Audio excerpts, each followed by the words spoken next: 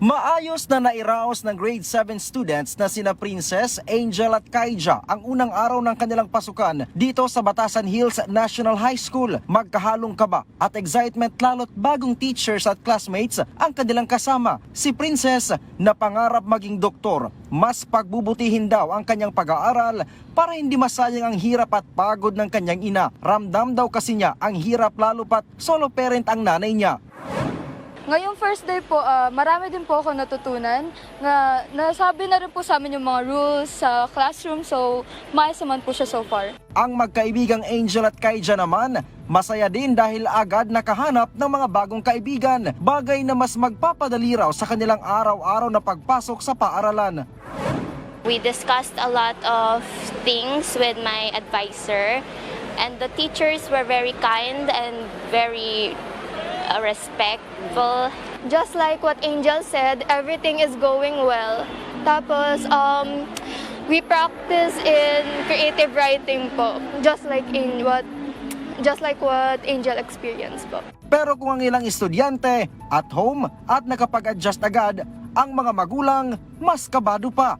Kaya naman kahit high school na, hatid sundo pa rin nila ang mga bata. Oras ng uwian, nakabantay na ang mga magulang sa gate ng paaralan at kanya-kanyang abang sa kanilang mga anak. Na ano pa po ako na mag-commute sa mag-isa, yung parang natatakot pa ako sa mga nangyayari ngayon sa paligid natin. Kaya hatid sundo ko po siya. Kahit na mahirap po, kakayanin bilang isang ina. Medyo stressful kasi napakalaki ng population ng Batasan Hills National High School. May payo naman ang mga magulang sa kanilang mga anak. Mag-aral po ng mabuti para po sa kanila, para sa kinabukasan nila. Tapos, wag basta-basta, pag uwian na, wag basta-basta sumama na kahit kanino. Mag-ingat. Ingat lang talaga. Dapat makisama, lalo sa mga bagong classmates niya, sa mga teachers. At saka, within the schools, kailangan talaga lahat ng personnel pakikisamahan. Sabi naman ng prinsipal ng Batasan Hills National High School, matiwasay ang unang araw ng pasukan. Kasi pinaghandaan namin to eh. Ibig sabihin, nagkaroon kami ng orientation sa magulang at bata, nagkaroon kami ng simulation kung ano mangyayari sa first day.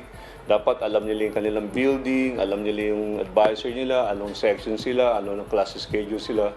Ryan Lisigas para sa Morning Show ng Bayan, Rise and Shine, Pilipinas. Yan po ang ulat ni Ryan Lesigas. Salamat, Ryan.